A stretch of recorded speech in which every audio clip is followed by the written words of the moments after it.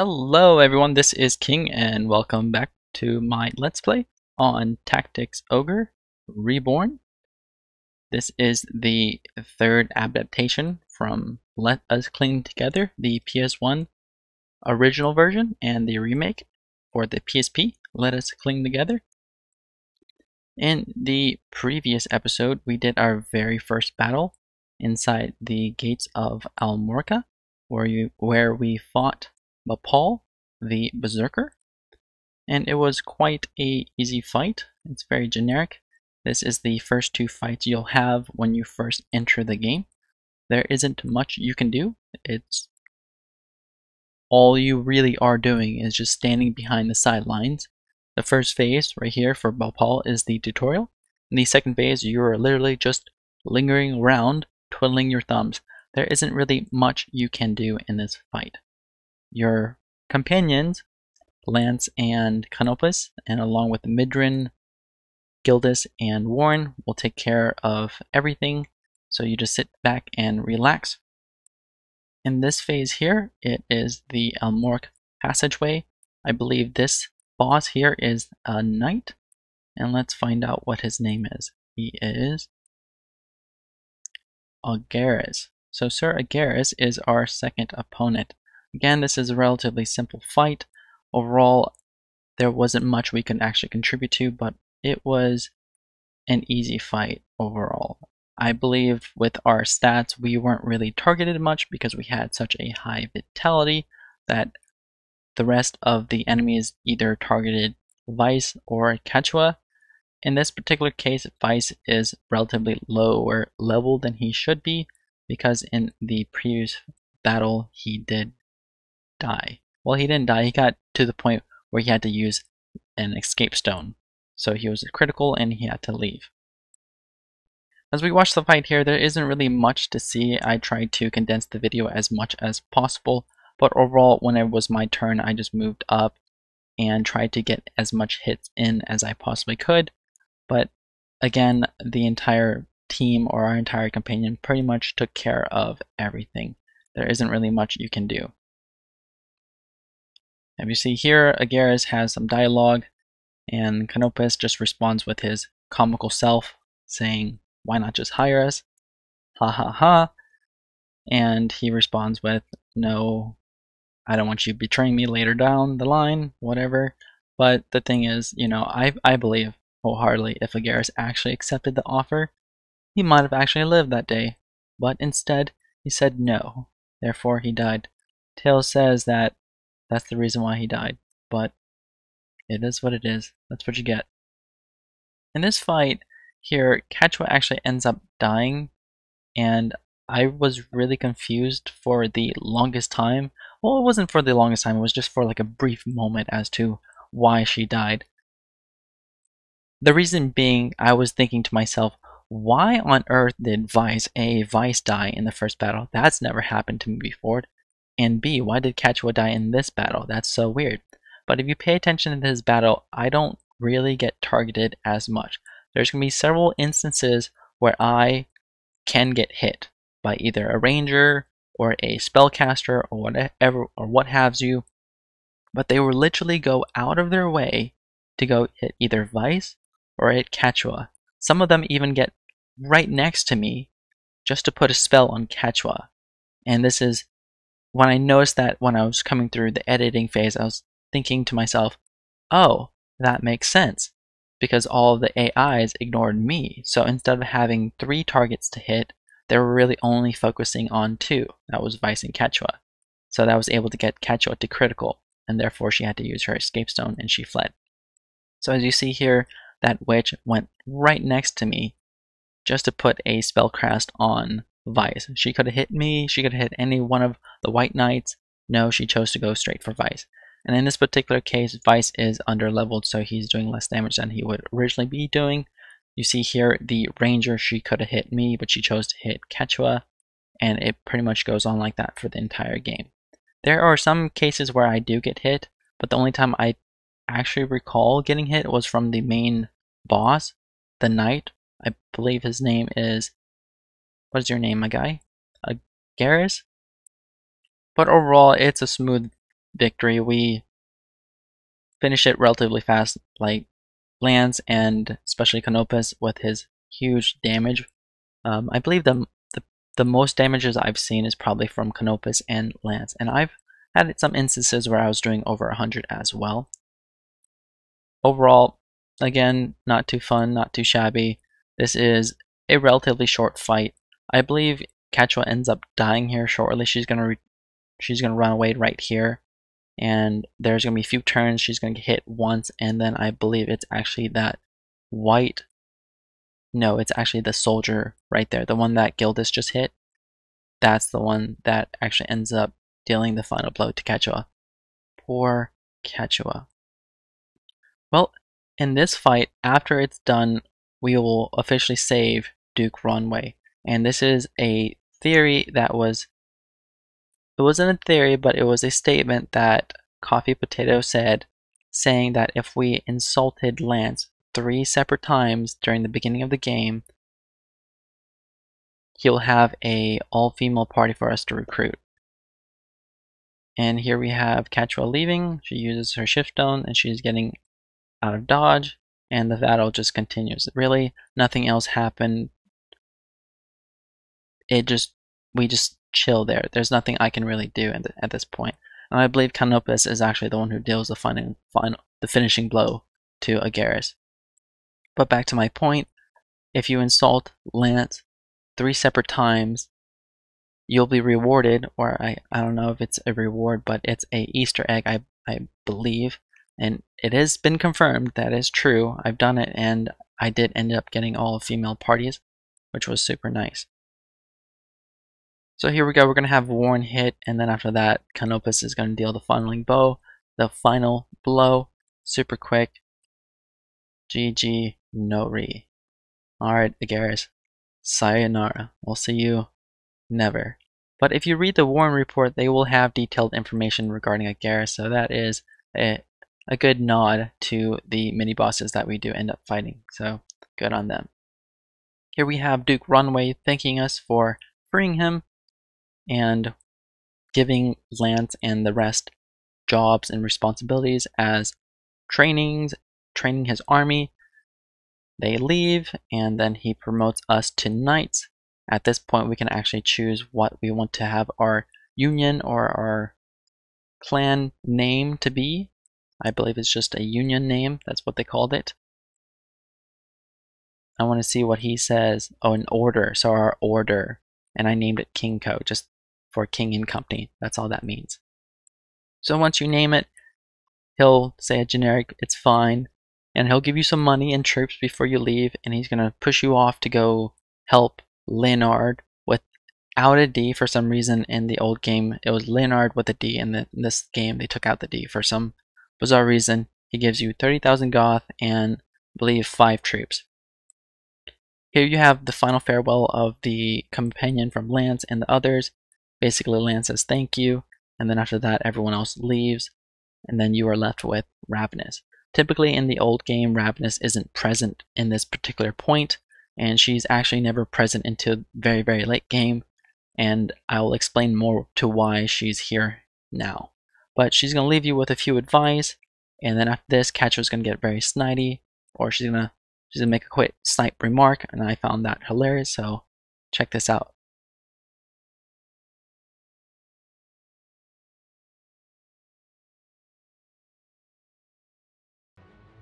What are we having? Cockatrice? I pray we are not near when she falls from such height. Quechua, calm yourself. Ooh. Ooh. Okay. Alright, lady number 1. Oh, wait. We can rename? We can rename people? What the hell? Yep. And you can rename the classes or the people that you recruit. I did not know that. So each time you recruit people or you do anything like that, you can rename them. I had no idea. I was over here just, if you watch my live Let's Play, I was literally looking like, oh, your name, I don't like it. Kill. Oh, your name, I don't like it. Kill. Oh, your name, I don't like it. Off with your head. And then there was a point in time when I would literally recruit people because I was so poor I would recruit them, strip them of their gear, and if I didn't like their name, I would kick them from my army. It was a very cutthroat system we had in place, okay? We were poor, we needed money, we needed clothes and armor, we had to feed an army, and lessons were learned. Lessons were learned, folks. Lessons were learned. Girl number one? Girl number two? Alright, we're looking good. Yes, the myth was true. The myth did not disappoint. Thank you. Yes, okay, perfect. Alright, well, after that, I took Denim and I changed him to a knight. Then I proceeded with organizing the rest of my unit. Now, how I structure this is basically I have either my least favorite in the or the most useless in the very back, and then whoever's closest to the front of the line is either the most important in terms of they're very useful in the game, or they're just emotionally close, or I'm emotionally attached to the character itself, or I just like their sprite design. Regardless, the important people up front, not so important people in the back, right? So I got that done. We had our full female army. We got all 5 females. The myth was true. We got our harem boys, but that's not all. So I went to the shop wanting to get some gear and maybe some class markers for them, but I got distracted. Okay, I found the hire button and I spammed that. So if you see here, if you hit the hire button and you go back and you hit it again, the stat for each character will change slightly. So you can kind of min-max what kind of characters you recruit, right? But they will always be level 1. So I got kind of lost in the weeds there till eventually where I came across a female Amazon that was 48, no, it was 38 strength, 38 vit, and I was like, I have to have her. That's awesome. And if you know me, boys, from previous experience, having a big army isn't a good idea, so you want to keep it as small as possible. And from my previous histories and my previous track records, you already know where this is going. I'm naming the girl Beatrix. We already have a Beatrix. Connect the dots. You see what's going on. And we begin the process of the cutthroat relationship, okay? Everyone starts losing the gear. All the people we just recruited start losing their armor, okay? Start stripping them of their spells, all their skills, all their healing items, right? That's not all. We start giving classes to the warriors that we just recruited. Seems like someone's being replaced. Cough, cough. And I continue to do so. And I don't stop there. As you recall, we have just organized our troops from most important to least important. Well, seems like we need to put that under revision. As we continue to do so, I continue to accumulate more and more level 1 people because I've just gone crazy, mad power, min-maxing, and I've recruited 5 more female Amazons and I replaced them immediately.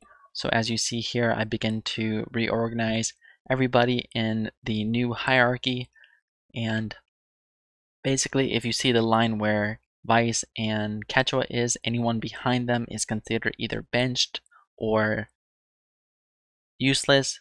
And what I mean by bench is just basically second string. So if any of my main character dies, they'll be my replacement, but they won't be given any gear or any armor or anything like that. They'll be completely naked and bench for however long I see fit.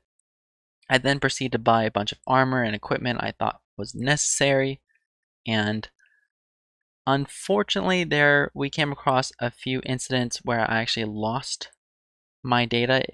My game crashed, so I'll show you the clip in a minute, but hopefully you'll find this comical, or you'll have some comic relief at my own expense as you revel in my momentary misery. But go ahead and take a moment and witness my pain. Uh-oh.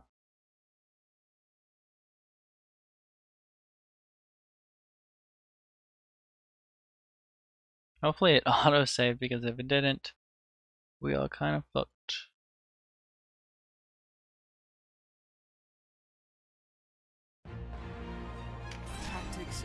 Tactics Ogre. How much data did I lose? No, what?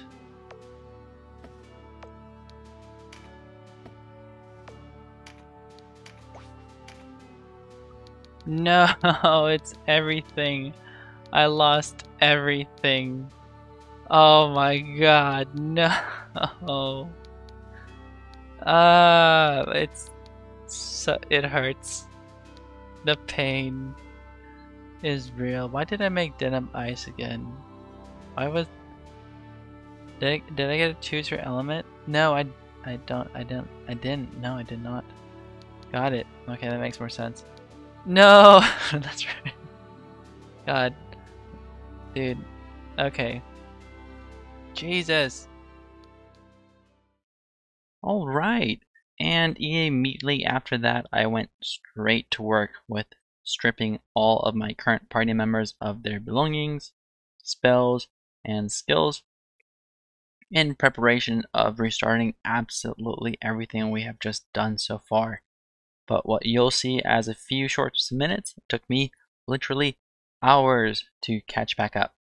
So we head straight back to the shop, went back to hiring, and we went about our merry way of recruiting as many Amazons as we possibly could with the right amount of stat. And let me tell you, I was not able to find a Vit in Strength Amazon with a 38 stat number.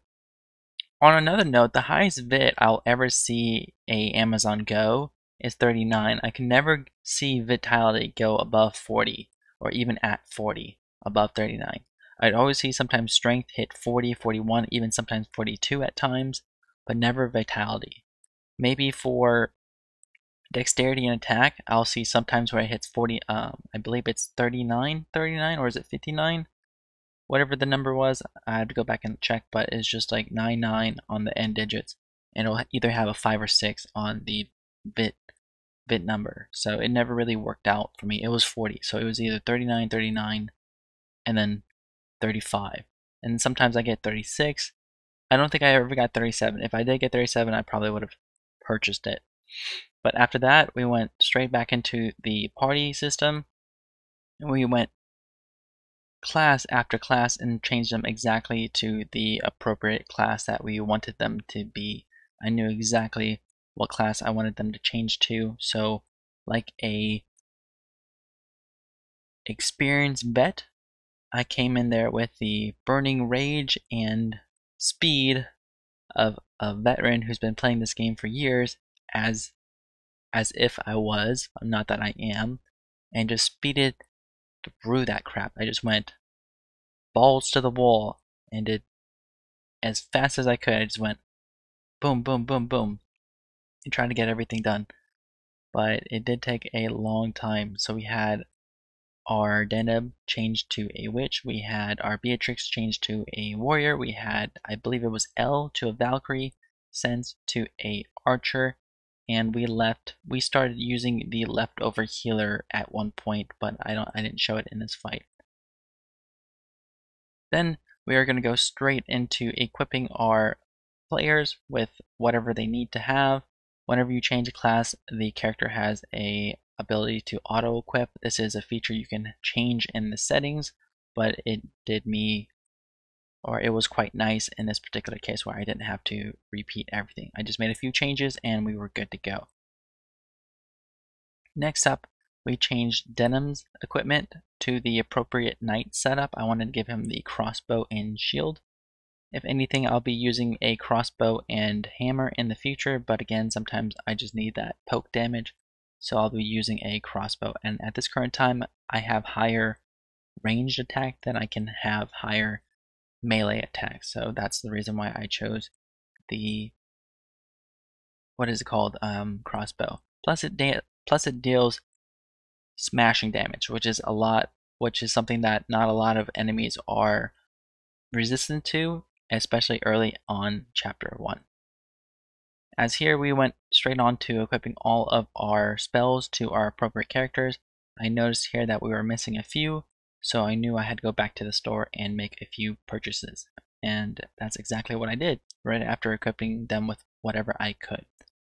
Here at the store, like a madman, I went and purchased everything I needed and everything I could, and it was an extremely rough time because we had spent so much money on recruiting the female characters, which I know I shouldn't have done, and I explained before that it was a bad idea, but I went mad with min-maxing, and I was very upset about all the people that I lost, so I went back and did it again. So the things we do when we're distressed.